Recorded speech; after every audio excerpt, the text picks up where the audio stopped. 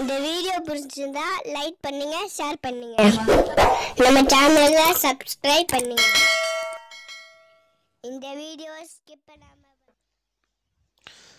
அஸ்ஸலாமு அலைக்கும் வரஹ்மத்துல்லாஹி தஆலா வபரகாத்துஹு.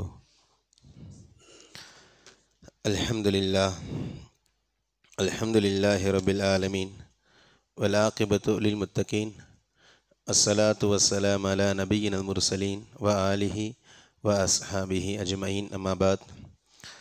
ஃபகத் கால அல்லாஹு தஆலா ஃபில் குர்ஆனில் கரீம் வல் ஃபுர்கானில் மஜீத் பாத் அஊது பில்லாஹி மினஷ் ஷைத்தானிர் ரஜீம் பிஃபضل பிஸ்மில்லாஹிர் ரஹ்மானிர் ரஹீம். وأعدوا لهم ما استطعتم من قوة ومن رباط الخيل ترهبون به عدو الله وعدوكم. صدق الله العلي العظيم. عن أبي هريرة رضي الله تعالى عنه قال قال رسول الله صلى الله عليه وسلم المؤمن القوي خير وأحب إلى الله من المؤمن الضعيف أو كما قال عليه الصلاة والسلام. அளவற்ற அருளாளன் நிகரற்ற அன்புடையன் அல்லாஹ்விற்கு எல்லா புகழும்.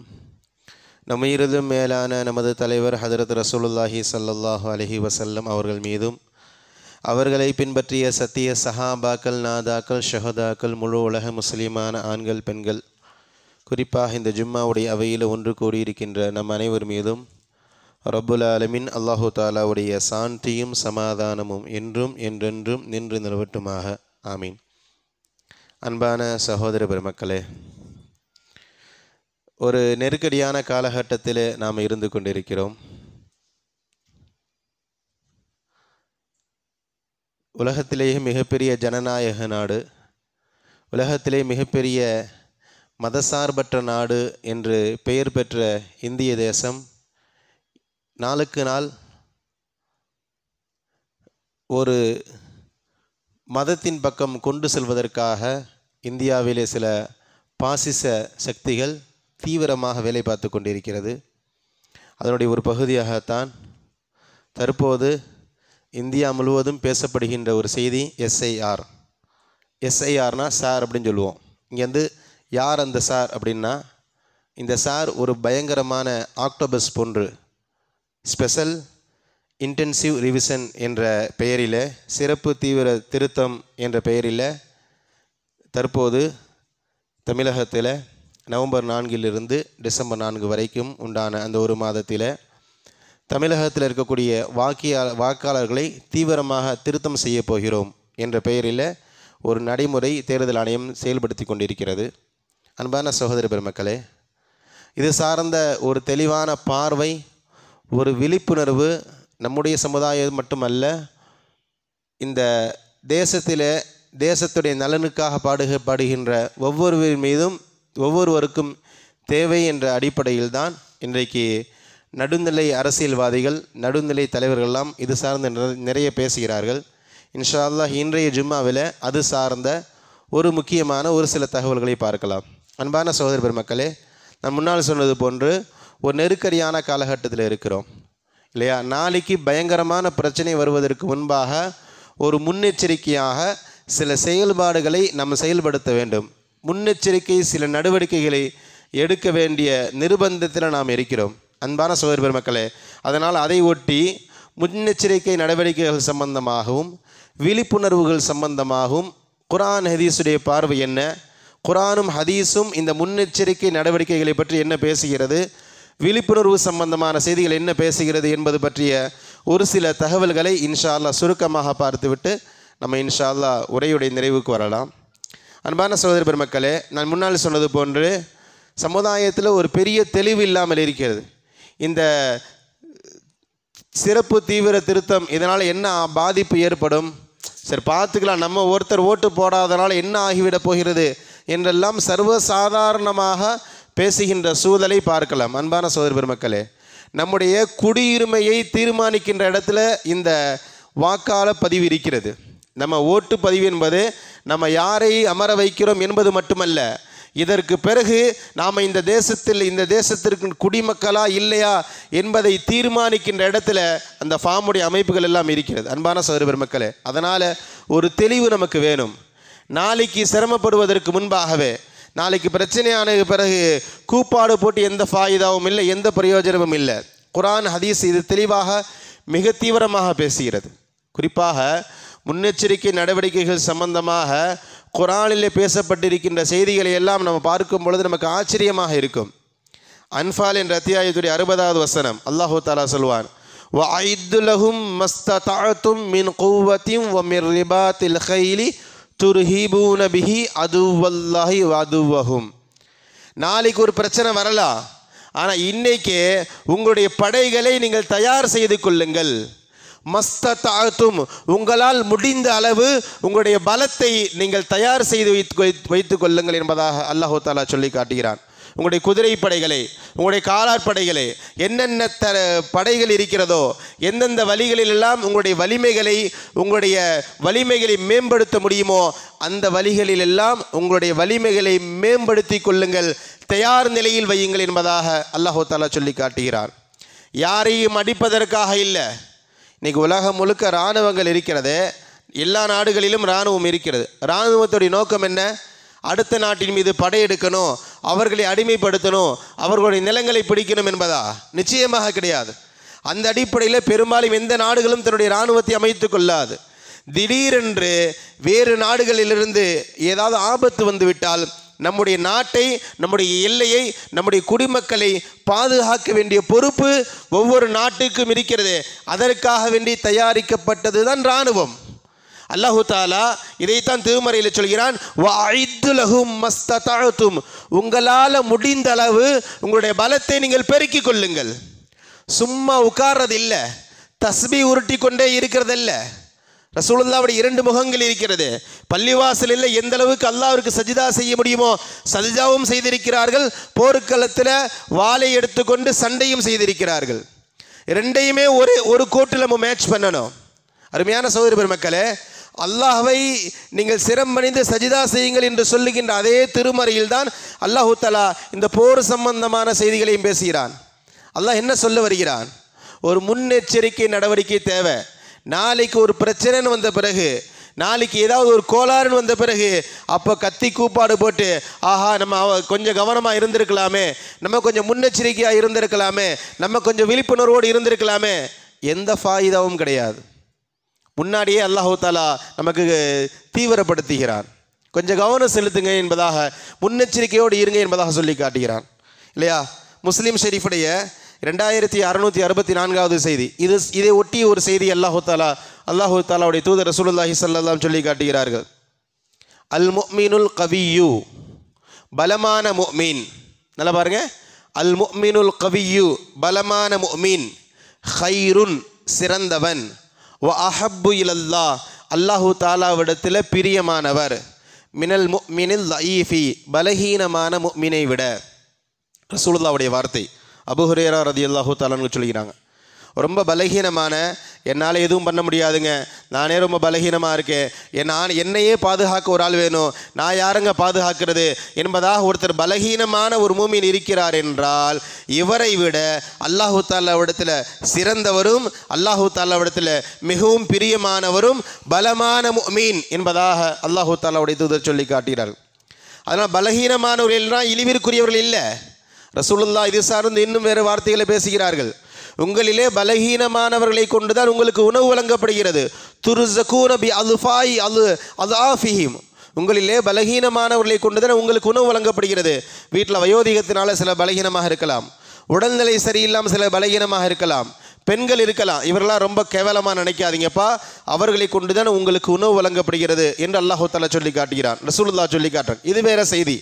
நான் அதே நேரத்தில் என்னால் எதுவும் முடியாதுப்பா, நம்மளாம் என்ன முடியும் என்று நிராசையாகி பலகீனமாக இருப்பதை அல்லாஹு தாலா ஒருபோதும் விரும்புவதில்லை. அப்படிப்பட்ட சமுதாயத்தை ரசூலுல்லாஹ் உருவாக்கவே இல்லை. அல் முஃமினுல் கவியு, நம்மளால் முடிந்த அளவு நம்முடைய பலத்தை நம்ம பெருக்கிக் கொள்ளணும். யாரையும் அடிக்கணும் என்பதல்ல, யாரையும் சுரண்டணும், யாரையும் ஏமாற்றணும், யாரையும் நம்ம அநியாயம் செய்யணும் என்பதல்ல. குறைந்தபட்சம் நாம் நம்மை பாதுகாத்து கொள்ள வேண்டும் இல்லையா? நான் அது சார்ந்து இன்னும் சில தகவல்களை சொல்லுவேன். நான் என்னுடைய பொருளாதாரத்தை, என்னுடைய ஈமான, என்னுடைய வாழ்வாதாரத்தை பாதுகாக்கின்ற பொறுப்பு எனக்கு இருக்குது. நான் யார்கிட்டையும் போய் நிற்கக்கூடாது, எனக்கு ஒரு பிரச்சனைங்க, என்னால் முடியலை, நீங்கள் செஞ்சு கொடுங்க என்று கேட்பதல்ல. என்னால் எவ்வளவு முடியுமோ அந்த அளவுக்கு நான் என்னை தற்காத்து கொள்ள வேண்டிய பொறுப்பு எனக்கு இருக்கு. இதைத்தான் அல்லாஹு தாலாவுடைய தூதர் சொல்றாங்க, அல் முஃமினுல் கவியு, பலமான முஃமின் அல்லாஹு தாலா இடத்தில் மிகவும் பிரியமானவர். இதை ஒட்டிய ஒரு ஹதீஸ் ரசூலுல்லாஹுடைய இடத்துல ஒரு மனிதர் வந்து கேட்கிறார். முஸ்லீம் ஷெரீஃபுடைய 140வது செய்தி. நான் இதெல்லாம் எதற்காக சொல்கிறேன்னு சொன்னால், நம்ம என்ன மைண்ட் செட்டில் இருக்கோன்னு நமக்கு முதல்ல புரியணும். சரி, ஏதோ ஒன்று, ஏதோ வாக்காளர் வராங்க, நம்ம பேர் இருந்தால் என்ன இல்லாட்டி என்ன, இது மாதிரியான ரொம்பவும் பாராமுகமான பறவை சமுதாயத்தில் பரவலாக பார்க்கிறோம். ரொம்ப கவனக்குறைவாக என்ன ஆயிரப்போகுது இல்லையா, நமக்கு மறுமதானே இல்லை, துனியாவில் என்ன ஆயிரப்போகுது, இப்படி எல்லாம் அவங்க பேசுகிறதெல்லாம் பார்க்கும்போது ரொம்ப ஆச்சரியமாக இருக்கிறது. அருமையான சகோதர பெருமக்களே, நாம் நம்மை பலப்படுத்த வேண்டிய பொறுப்பு, நாம் நம்மை மேம்படுத்த வேண்டிய பொறுப்பு நமக்கு இருக்கிறது. நான் முன்னாடி சொன்னது போன்று ரசூலுல்லாஹி ஸல்லல்லாஹு அலைஹி வஸல்லம் இடத்துல ஒரு மனிதர் வருகிறார். அபூ ஹுரைரா ரலியல்லாஹு தஆலா அறிவிக்கிறாங்க, முஸ்லிம் ஷெரீஃபுடைய 140வது செய்தி. ஜா ரஜுன் இலா ரசூலுல்லாஹி ஸல்லல்லாஹு அலைஹி வஸல்லம், யா ரசூலல்லாஹ் அரஐத இன் ஜா ரஜுலுன் யுரீது அஹ்த மாலி. யா ரசூலல்லாஹ், நான் உங்கள்கிட்ட கேட்குறேன், நீங்கள் பதில் சொல்லுங்கள். ஒருத்தன் திடீர்னு வந்து அநியாயமாக என் பொருளை பிடுங்க பார்க்குறான்.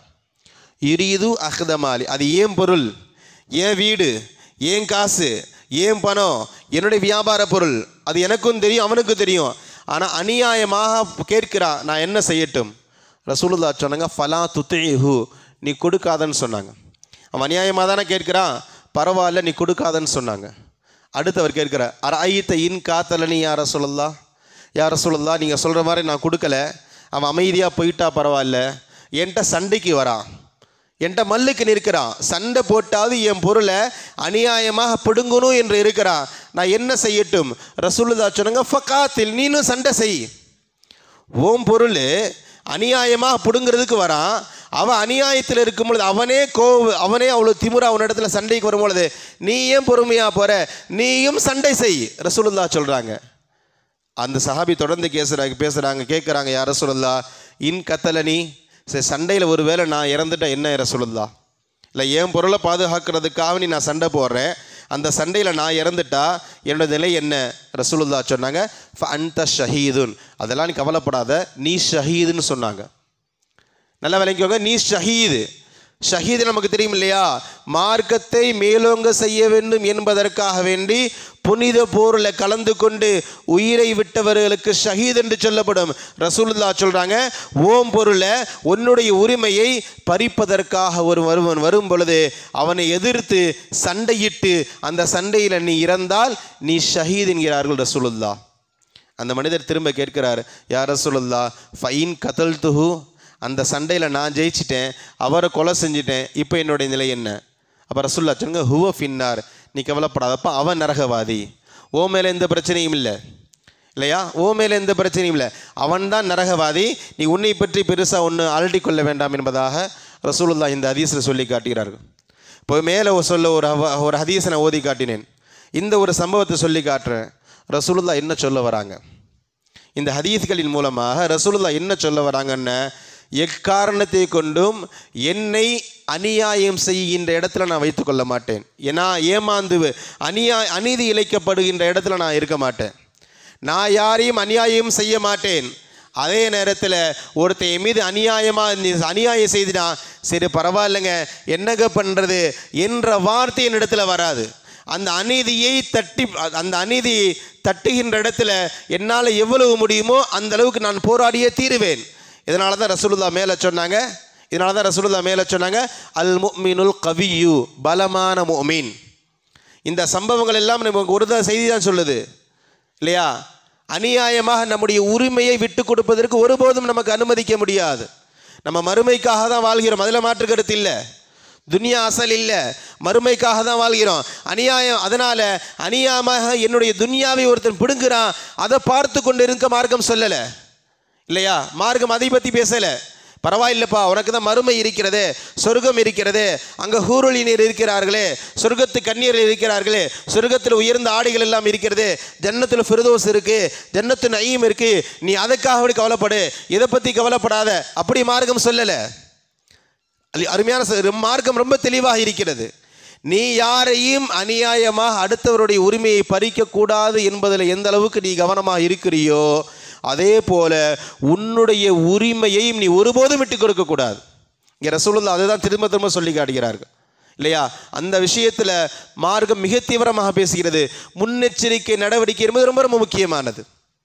நான் இன்னும் இஸ்லாத்துடைய அடிப்படையை பற்றி பேசுகிறதாக இருந்தால் முன்னெச்சரிக்கையாக இருப்பதை தான் இஸ்லாம் அடிப்படையாக வைத்திருக்கு. ஈமானுடைய சாரம்சமாக முன்னெச்சரிக்கை நடவடிக்கை இருக்கிறது. திருமதி ஷெரீஃபுடைய 2459வது செய்தி. ஷத்தாத் இப்னு அவுஸ் என்ற ஒரு சஹாபி அறிவிக்கிறாங்க, ரசூலுல்லாஹ் சொல்கிறாங்க, அல் கையிஸ் அறிவாளி யார் தெரியுமா? நல்லா விளங்கிக்கோங்க, நாமெல்லாம் அறிவாளிகளுடைய பட்டியலில் இருக்கிறோமா இல்லையா என்பதை இந்த ஒரு ஹதீஸ் முடிவு செஞ்சிடும் இல்லையா? நான் அறிவாளியா இல்லையா இந்த ஹதீஸ் முடிவு செய்யும். அது கையிஸ் அறிவாளி யார் தெரியுமா? மன் தான நஃப்ஸஹு யார் தன்னுடைய நஃப்ஸை அடக்குவாரோ, வ அமீல லிமா பாதல் மௌத் மரணத்திற்கு பிறகு உண்டான வாழ்க்கைக்காக வாழுவாரோ இல்லையா? என்னுடைய ஒவ்வொரு செயல்பாடுகளும் மரணத்திற்கு பிறகு உண்டான வாழ்க்கையில் நான் வெற்றி பெறணும், நான் அங்கே தோத்துடக்கூடாது, அங்கே நான் நஷ்டவாளியாக ஆகிடக்கூடாது என்பதற்காக வேண்டி உலகத்தில் வாழ்பவன் தான் முஃமின், அவன் தான் அறிவாளி என்பதாக மார்க்கம் நமக்கு சொல்லி காட்டுகிறது. ரசூலுல்லாஹ் நமக்கு சொல்லி காட்டுறாங்க. அப்போ இதில் என்ன சொல்ல வராங்க தெரியுமா? ரசூலுல்லாஹ் ரொம்ப முன்னெச்சரிக்கையாக நீ இருன்றாங்க இல்லையா? நாளைக்கு என்ன நடந்தால் பரவாயில்லை என்று காலத்தை ஓட்டுவது அறிவாளி அல்ல. நான் திரும்ப திரும்ப இதை ஏன் சொல்லிக்கிட்டு இருக்கேன்னு சொன்னால், நாளை பிரச்சனையை நாளைக்கு பார்த்துக்கலாங்க, இன்றைக்கி நம்முடைய பொழப்பை பார்க்கலாம் என்பதல்ல, நல்ல அறிவாளி அல்ல. இஸ்லாத்துடைய பேஸு மறுமையுடைய வெற்றிக்காண்டி ஓடி இருக்கு. மறுமை என்பது நாளை. அல்லாஹ் தஆலா குர்ஆனில் பல இடங்களில் சொல்கிறான், மறுமை என்பது நாளை. ஏன் நமக்கு திருட தெரியாதா? வியாபாரத்தில் நமக்கு கலப்படம் பண்ண தெரியாதா? அடுத்தவன் பொருள் நம்மளால் ஏமாற்ற முடியாதா? இல்லையா? அனுமதி கொடுத்திருந்தா, மார்க்கம் அனுமதித்திருந்தா மற்றவர்களை விட சிறப்பாக நம்மளால் செய்ய முடியும். ஆனால் நாம் ஏன் திருடாமல் இருக்கிறோம்? வியாபாரியாக இருக்கிறோம், ஏமாற்ற முடியும் ஆனால் ஏமாற்றாமல் இருக்கிறோம். கலப்படம் செய்ய முடியும் ஆனால் கலப்படம் செய்யாமல் இருக்கிறோம். இடையில மோசடி செய்ய முடியும், முடியாமலாம் இல்லை, தெரியாமலாம் இல்லை, நமக்கு தெரியும். ஆனால் ஏன் செய்கிறதில்ல? நாளை மறுமையில் மாட்டிக்கொள்வோம். மறுமை என்று ஒன்று இருக்கிறது. அங்கே அல்லாஹ் இதை பற்றி பிடிக்கலன்னு சொன்னால், திருடுனா குற்றம் இல்லை என்று இருந்தால் திருட தயார் இல்லையா? ஏமாற்றினால் குற்றம் இல்லை என்று சொன்னால் ஏமாற்ற தயார். நாளைக்கு ஒரு பிரச்சனை வரும், அந்த பிரச்சனையில் நம்ம மாட்டிக்கொள்ளக்கூடாது என்பதற்காண்டி நம்ம எப்படி முன்னெச்சரிக்கையாக இருக்கிறோம். இதுதான் இஸ்லாம், இதுதான் பேஸ்.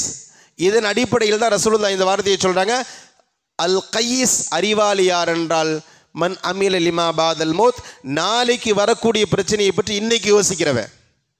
நாளைக்கு என்ன பிரச்சனை வரும் அதை இன்னைக்கே யோசித்து அதன் அடிப்படையில் அதற்கான தீர்வை நோக்கி ஓடுபவன் தான் சரியான அறிவாளி, சரியான முஃமின். அருமையான சகோதர பெருமக்களே, அதை நோக்கி தான் நம்ம இன்றைக்கி பயணித்து கொண்டிருக்கிறோம். இன்றைக்கி இந்த திரும்ப இந்த தேர்தலில் ஓட்டு போடாதனால் என்ன ஆகிட போகிறது என்பதல்ல இல்லையா?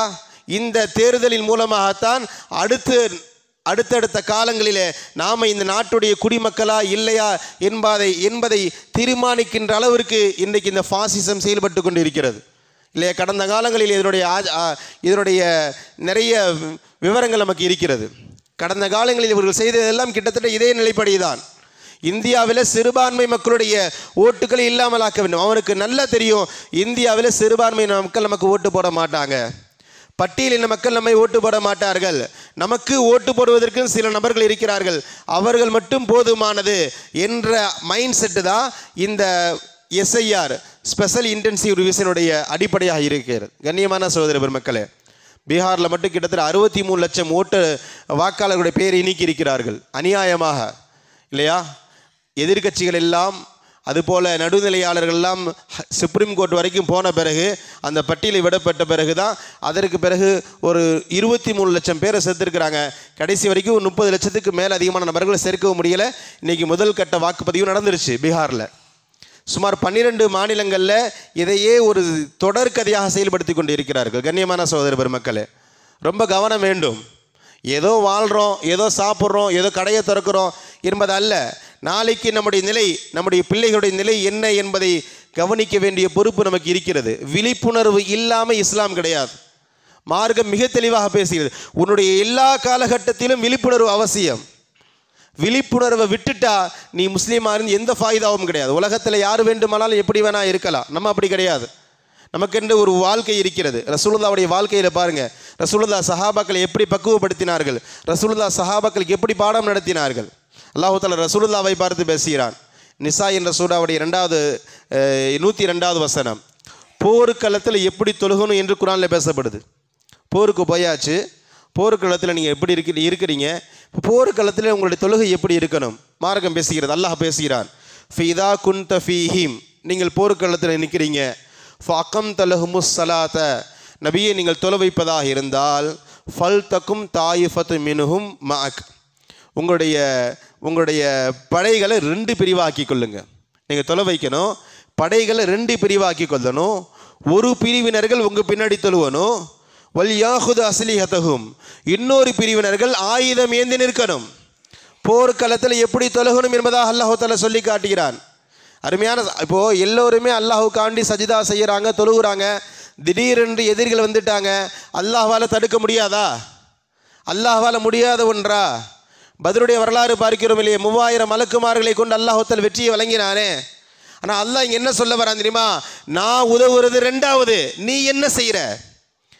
ஏன் உதவி வரும், அதில் மாற்று கருத்து இல்லை. உன்னுடைய செயல்பாடு என்ன? அல்லாஹ் தஆலா சொல்லி காட்டுகிறான். 2 பிரிவாக்கு, ஒரு பிரிவு பின்னாடி நின்று தொல்லட்டும், இன்னொரு பிரிவு ஆயுதம் ஏந்தி நிற்கட்டும். ஒரு ரக்காத்து முடிஞ்சிருச்சு. ஃபைதா சஜது ஃபல்யகூனு மின் வராயிக்கும் வல் தஅதி தாயிஃபத்துன் உக்ரா லம் யுஸல்லு ஃபல்யுஸல்லு மாக். அல்லாஹ் தஆலா சொல்கிறான், ஒரு பிரிவு, முதல் பிரிவுகள் தொழுது முடிச்சுட்டா இவங்க அப்படியே பின்னாடி போயிட வேண்டியதான். யார் ஆயுதம் ஏந்தி நின்று கொண்டிருந்தார்களோ அவங்க பின்னாடி ரசூலுல்லாவோட 2ஆம் ரக்காத் தொழுகணும். ரசூலுல்லாவுடைய காலத்தில் இப்படி ஒரு பயத்துடைய தொழுகை ஒன்று இருந்தது. 2 ரக்காத் என்றால் முதல் ரக்காத்து ஒரு பிரிவு தெளிவாக தொழுவாங்க. ரசூலுல்லா சஜிதா செஞ்ச பிறகு இந்த பிரிவு அப்படியே பின்னாடி போயிடும். இது வரைக்கும் தொழாத பிரிவு ரசூலுல்லாவுடைய 2ஆம் ரக்காத் தொழுவோம். ரசூலுல்லா 2 ரக்காத் தொழுவாங்க, பிரிவினர்களாக ஒவ்வொரு ரக்காத்தான் தொழுவாங்க. இது இப்படி அப்படியே ஒரு அமைப்பு ஆரம்பத்தில் இப்படி அமைப்பு இருந்தது. அதிலும் அல்லாஹ் தஆலா சொல்கிறான், வல் யாஹுத் ஹிதரஹும் வஸ்லிஹதஹும், நீங்கள் தொழுகும் பொழுதும் சரி அல்லது தொழுகு முடிஞ்சு பாதுகாப்பு நிற்கிறாங்க இல்லையா, இவர்களும் சரி ரொம்பவும் கவனமாக இருக்கணும், எச்சரிக்கையோடு இருக்கணும். உங்களுடைய கையில் வாள்கள் இருந்து கொண்டே இருக்க வேண்டும். வல் யாஹுத் ஹிதரக்கும், உங்களுடைய விழிப்புணர்வை நீங்கள் பற்றி பிடித்துக் கொள்ளுங்கள். வஸ்லிஹதஹும், உங்களுடைய ஆயுதங்களை நீங்கள் பற்றி பிடித்துக் கொள்ளுங்கள். அல்லாஹ் தஆலா சொல்லி காட்டுகிறான் இல்லையா? அருமையான சகோதர பெருமக்களே, இந்த வசனத்தில் அல்லாஹ் நமக்கு சொல்லுகின்ற நிறைய செய்திகள் இருக்கிறது. பேசிக்காக என்ன சொல்ல வராங்கன்னா, ரொம்பவும் கவனமாக இருப்பா இல்லையா? நான் நினச்சா உன்னால் பாதுகாக்க முடியும். மலக்குமார்களை இறக்கி உன்னை நான் பாதுகாக்க முடியும்.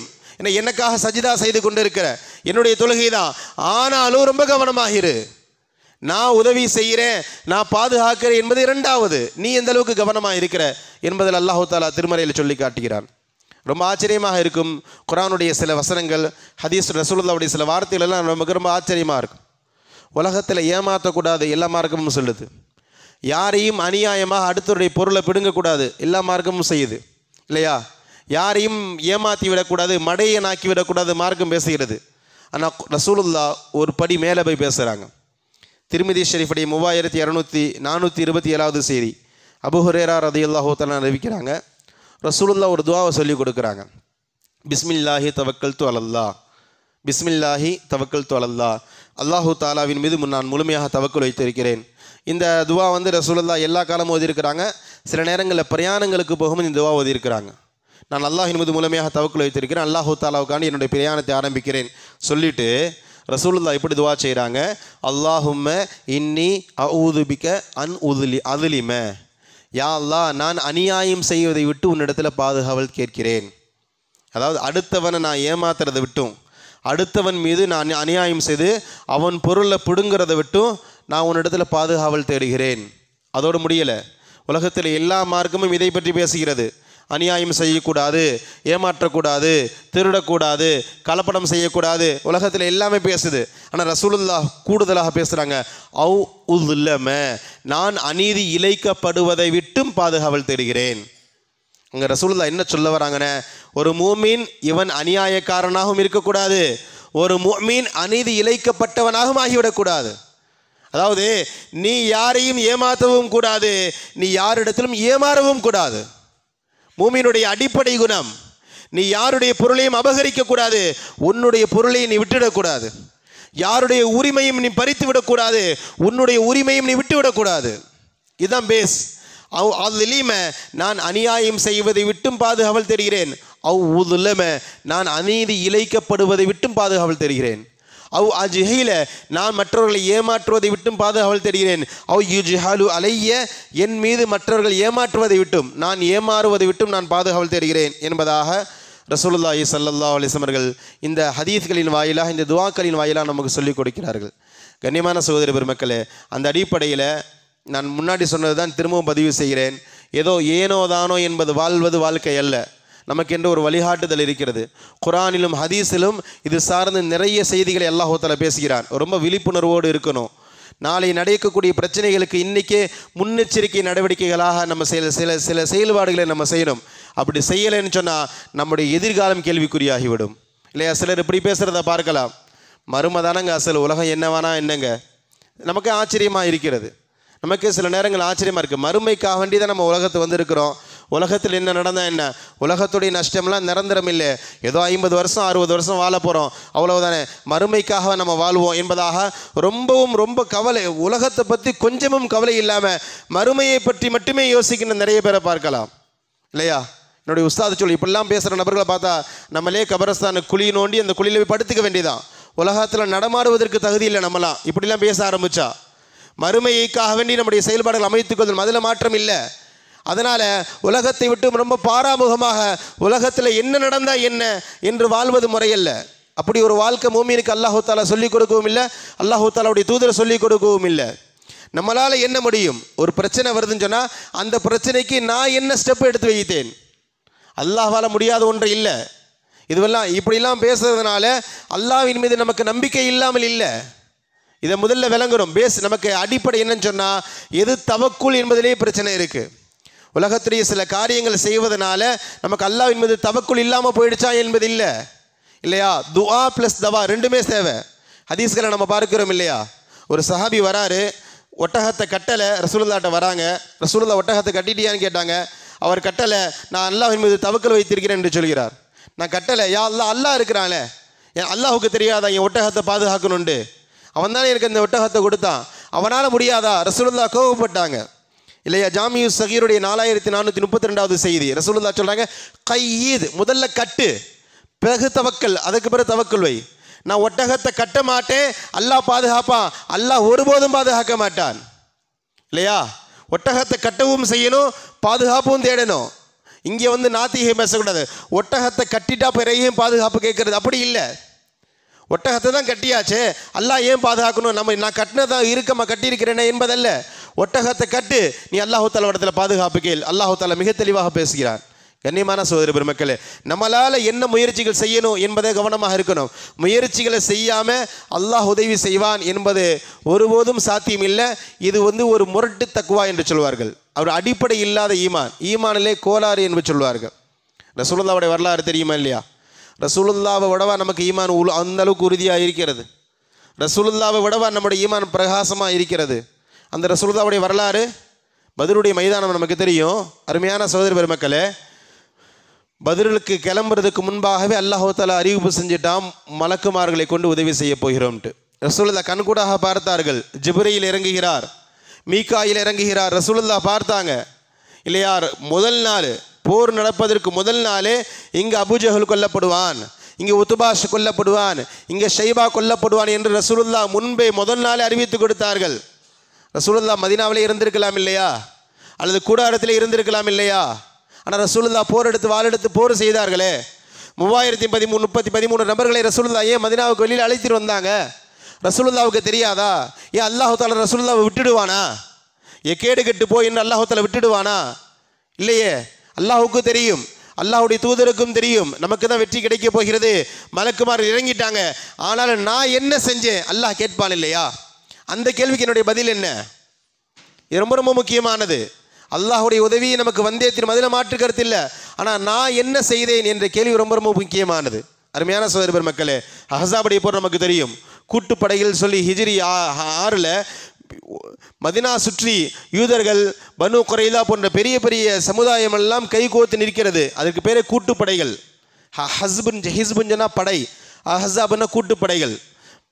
மதீனாவை தாக்குவதற்கான எல்லா புறங்களிலிருந்தும் எதிரிகள் கைகோர்த்து விட்டார்கள். ரசூலுல்லாஹ் சஹாபாக்கள் மஷூரா செய்கிறாங்க. ஹஜ்ரத் சல்மான் ஃபாரிஸி ரலியல்லாஹு தஆலா ஒரு மஷூரா கொடுக்குறாங்க. இது மாதிரி ரொம்ப நெருக்கடியான காலகட்டம், நாம் எதிர்த்து போர் செய்ய முடியாத சூழலுக்கு எண்ணிக்கை அதிகமாக இருக்கும் பொழுது மக்கள் எல்லாம் ஒன்று சேர்ந்துட்டாங்கன்னு சொன்ன நம்மளால் போர் செய்ய முடியாது என்ற நிலையில் நாங்கள் பாரசீக தேசத்தில் எங்களுடைய நகரத்தை சுற்றி நாங்கள் குழி தோண்டுவோம், அவர்கள் தாண்டி வர முடியாத அளவுக்கு என்பதாக மஷூரா கொடுக்கிறார்கள். அந்த மஷூராவின் அடிப்படையில் ஹஜ்ரத் ரசூலுல்லாஹி ஸல்லல்லாஹு அலைஹி வஸல்லம் அவர்கள் அகல் தோண்டினார்கள் என்று பார்க்கிறோம். அதனால தான் அந்த போருக்கு அகல் போர் என்று சொல்லப்படுகிறது. கண்ணியமான சகோதர பெருமக்களே, அல்லாஹ் உதவி செய்தே தீருவான், அதில் மாற்று கருத்தில்லை. அல்லாஹ் ஒருபோதும் கைவிட மாட்டான், அதில் மாற்று கருத்தில்லை. அல்லாஹ் நம்முடைய விஷயத்தில் கைவிட்டு விட மாட்டான், அதில் மாற்று கருத்தில்லை. ஆனால் நாம் என்ன செய்தோம்? அல்லாஹு தாலா இது மாதிரியான நெருக்கடியான சூழலிலே நீ என்ன செய்தா என்ற கேள்விக்கு நம்முடைய பதில் என்ன? அருமையான சகோதர பெருமக்களே, சும்மா உட்கார்ந்து பள்ளியிலேயே உட்காருவதனால தஸ்பீ உருட்டி கொண்டே இருப்பதல்ல மார்க்கம். அதை மட்டும் ரசூலுல்லாஹ் பேசலை. நான் ஆரம்பத்தில் சொன்னேன், சஜிதா செய்வதை பற்றியும் மார்க்கம் பேசுகிறது. தஹஜத்தில் எழுந்து இரவு முழுக்க சஜிதா செய்யுங்க என்று மார்க்கம் பேசுகிறது. அதே குர்ஆன், அதே ஹதீஸ் தான் போர்க்களத்தில் எதிரிகளுக்கு எதிராக உங்களுடைய படைகளை தயார் செய்து கொள்ளுங்கள், உங்களுடைய வலிமையை மேம்படுத்திக் கொள்ளுங்கள் என்று மார்க்கம் பேசுகிறது. ரெண்டுமே அடிப்படை. ரெண்டில் ஒன்றை விட்டு ஒன்றை பிடிச்சிக்கிட்டா மார்க்கம் மேலோங்க முடியாது, உண்மையான முழுமையான மூமினா இருக்க முடியாது. எனக்கு அல்லாஹ் மேல தவக்கல் இல்லை, எனக்கு என்னுடைய படை போதும், என்னுடைய படை பட்டாளங்கள் போதும் என்ற எண்ணத்தில் இருந்தால் அல்லாஹ் கைவிட்டு விடுவான். அதே நேரத்தில் அல்லாஹ் உதவி செய்வான், நான் அதற்காண்டி எந்த முயற்சியும் செய்ய மாட்டேன் என்று இருந்தாலும் அல்லாஹ் தஆலாவுடைய உதவியை பெற முடியாது. அருமையான சகோதர பெருமக்கள், இறுதியாக ஒரே ஒரு செய்தியை கூட நான் முடித்துக்கொள்வேன். காஃபிர்களை பற்றி அல்லாஹ் தஆலா பேசுவான். சூரா ராதுடைய 13வது வசனம், வல்லதீன யதுஊன மின் தூனில்லாஹ் லா யஸ்தஜீபூன லஹும் பிஷையின் இல்லா கபாசித் கஃபைஹி இலல் மாஇ லியப்லுக ஃபஹு வமா ஹுவ பிபாலிஹ். அல்லாஹ் தஆலா காஃபிர்களை பற்றி சொல்கிறான். காஃபிர்களுடைய செயல்பாடுகள் அல்லாஹ் தஆலா இடத்துல துவா செய்கிறாங்க. எப்படின்னு சொன்னால், கீழே நதிகள் ஓடிக்கொண்டு இருக்குது, தண்ணீர் இருக்குது, அந்த தண்ணீரை நோக்கி கை நீட்டி வாயை திறந்துக்கிட்டே நிற்கிறாங்க இல்லையா? தண்ணி வேணும்னு சொன்னால் அள்ளி கொடுக்கணும். இவன் அள்ளி குடிக்க தயார் இல்லை, கையை நீட்டிக்கிட்டே இருக்கான். வமா ஹுவ பிபாலி, கியாமத் நாள் ஆனாலும் சரி இந்த தண்ணீர் இவன் வாய்க்கு போகாது. அல்லாஹ் தஆலா சொல்லி காட்டுகிறான். பசிச்சாலும் நம்ம நடந்து போய் தண்ணி எடுத்து குடிக்கணும். தாகத்திற்காக வேண்டி பசிக்கு எடுத்து சாப்பிடணும். சாப்பாட்டை முன்னாடி வச்சுக்கிட்டு அல்லாஹ் கொடுப்பான், அல்லாஹ் என்னுடைய வாயில் திணிப்பான ஒருபோதும் நடக்காது. இது சுன்னத்திற்கு மாற்றமானது இல்லையா, இயற்கைக்கு மாற்றமானது. அருமையான சகோதர பெருமக்களே, இது மாதிரியான மனநிலை நம்ம இடத்துல ஒருபோதும் இருக்கக்கூடாது. ரொம்ப கவனமாக இருக்கணும். இன்ஷா அல்லாஹ் நான் தொழுகைக்கு பிறகு சில வழிகாட்டுதல்களை பற்றி பேசுவேன். நம்முடைய நாளை சரியான முறையில் இருக்க வேண்டும் என்றால் நம்முடைய விழிப்புணர்வு ரொம்ப கவனமானது. நம்முடைய விஷயங்களில் ரொம்ப கவனமாக முன்னெச்சரிக்கையோடு இருக்கணும். நாளைக்கு பிரச்சனை வந்த பிறகு நம்ம பிரச்சனைக்கு நம்ம அன்னைக்கு கொஞ்சம் முயற்சி செய்திருந்தால் நம்முடைய லிஸ்ட்டில் பேர் சேர்த்துருக்கலாமே, இன்றைக்கி கிடைக்கலையே என்று கவலைப்பட்டு எந்த ஃபாயிதாவும் இல்லை. அல்லாஹ் தஆலா அது மாதிரியான முஃமின்களை ஒருபோதும் விரும்புவதில்லை என்பதை நம்ம நினைவில் வைக்கணும். அந்த அடிப்படையில் அருமையான சகோதர பெருமக்களே, எல்லா விதமான நெருக்கடிகளிலிருந்தும் எல்லா விதமான பிரச்சனைகளிலிருந்தும் குர்ஆன் நமக்கு சரியான வழிகாட்டுதல்கள் வழங்கி இருக்கிறது. நம்மளால் ஆன முயற்சிகளை முன்னெடுப்போம். நம்மளால் ஆன விழிப்புணர்வு செய்திகளை நம்மளால் முடிந்த மக்களுக்கு கொண்டு செல்வோம். அல்லாஹ் தஆலா அவனுக்கு விருப்பமான அவனுடைய பொருத்தத்தை பெறுகின்ற நன்மக்களாக நம் அனைவரும் ஆக்கி நல்லது புரிவானாக. வாஹிர் அல்ஹம்துலில்லாஹி ரப்பில் ஆலமீன். அஸ்ஸலாமு அலைக்கும் வரஹ்மத்துல்லாஹி வபரகாத்துஹு.